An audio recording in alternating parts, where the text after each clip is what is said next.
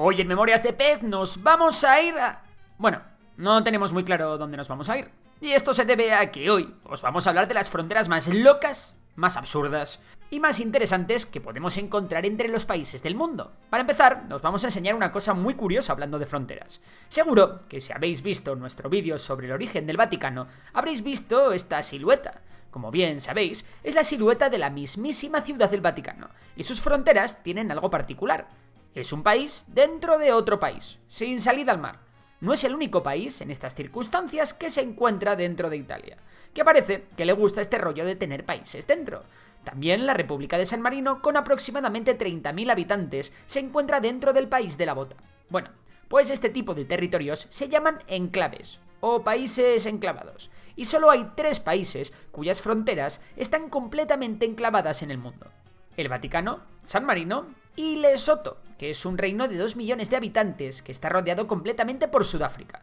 Lesoto, con sus 30.000 kilómetros cuadrados, es el país enclavado más grande de los 3. Otros países como Gambia, Mónaco, Portugal o Qatar, entre otros, también son países que solo tienen frontera con un país, pero estos al menos sí tienen salida al mar, así que no están enclavados. ¿Y por qué os contamos esto de los enclaves? Bueno, primero porque es interesante de por sí, y segundo, porque como vais a ver en este vídeo, las fronteras de los países son muy complicadas. Sería mucho más sencillo si en el puzzle del mapamundi todos los países fueran una única pieza, pero no es así.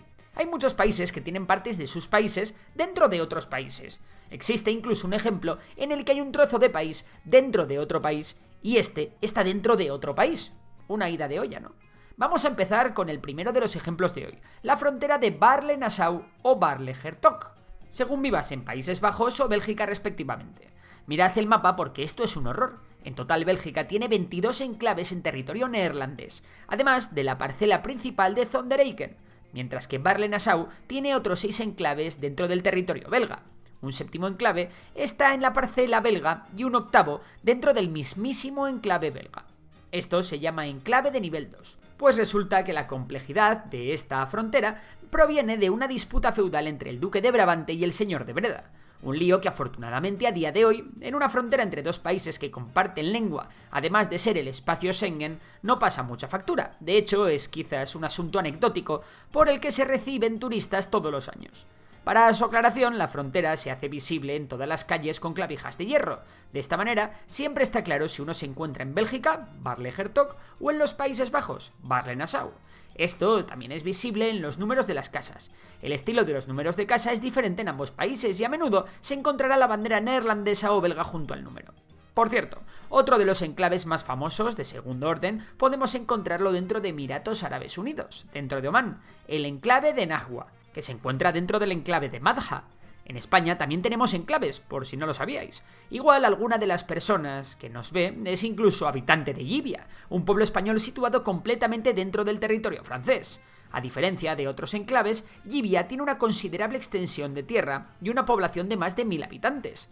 Es un remanente de tratados medievales que definieron la frontera entre Francia y España, un poco como Baarle. Ahora un ejemplo muy curioso. Para ello, nos vamos a ir a la que hasta hace nada era una de las fronteras más complicadas de todo el mundo, la de Bangladesh y la India. Afortunadamente, esta frontera dijo adiós a su complejidad hace unos años, tras unos acuerdos en los que finalmente ambos países intercambiaron una cantidad enorme de enclaves del país vecino. Sí, la frontera estaba absolutamente sembrada de enclaves, como podéis ver aquí. Como podéis imaginar, más allá de ser una curiosidad, esto era un problemón para muchas personas que no tenían acceso a los servicios básicos como agua o electricidad. La historia de esta disputa fronteriza es larguísima y merece un vídeo para sí misma, pero sí que os diremos que, como en la mayoría de conflictos coloniales, parte del problema se originó con la descolonización británica. Pero si hay algo que nos parece interesante sobre esta frontera, es que era el único lugar que tenía enclaves de tercer nivel en todo el planeta. ¿Y esto qué es? Pues es un poco confuso, así que voy a explicarlo bien.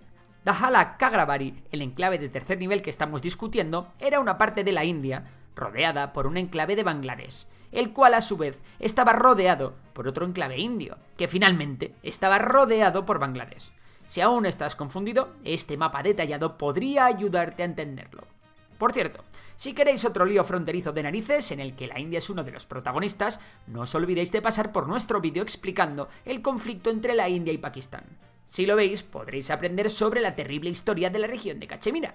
Por supuesto, no podemos irnos sin comentar el lugar que cuenta con población armenia dentro de Azerbaiyán que todos conocéis, el Nagorno-Karabaj. Este hoy forma parte oficial de Azerbaiyán, pero hasta hace muy poco estuvo gobernado por la República de Artsaj, que era un títere de Armenia. Por otro lado, no muy lejos de allí, está en el occidente azerí la República Autónoma de Najicheván, cuyas fronteras únicamente son compartidas por Armenia, Turquía e Irán. Pero corregimos, esto no es un enclave, es un exclave, ya que no se encuentra rodeada completamente por otro país, sino por varios. Quizás el exclave más conocido de todos es el Oblast de Kaliningrado. Cualquier amante de la geopolítica conocerá este territorio ruso situado entre Polonia y Lituania. Y sí, ambos países vecinos son de la OTAN. Kaliningrado tiene una enorme importancia estratégica para Rusia, especialmente en términos militares, ya que alberga la flota del Báltico de la Armada rusa, y tiene varias instalaciones militares que día tras día observan con desconfianza las fronteras del enemigo. Esta importancia estratégica se debe en gran medida a que en invierno Kaliningrado es el único puerto ruso del mar Báltico cuyas aguas no se congelan. Por supuesto, con la guerra de Ucrania y el aumento de las tensiones entre Rusia y el bloque occidental, ambas partes han aumentado de forma bastante evidente la presencia militar en este enclave. Ya veis que lo de los enclaves a veces puede traer mucha cola. Pero además de enclaves y exclaves, también hay territorios que son un poco lo contrario a los exclaves. Hablamos de tierras de nadie entre países. Para ver un ejemplo tenemos que volar a la frontera entre Serbia y Croacia, una frontera que ha sido muy complicada durante los últimos años y que a día de hoy cuenta con una de las mayores anécdotas para los amantes de la cartografía y la política, Liberland. Liberland, conocida como la República Libre de Liberland, es una micronación proclamada unilateralmente en 2015. Fue fundada por Vít Jedlička, un político y activista checo, en un territorio a las orillas del río Danubio, entre Croacia y Serbia.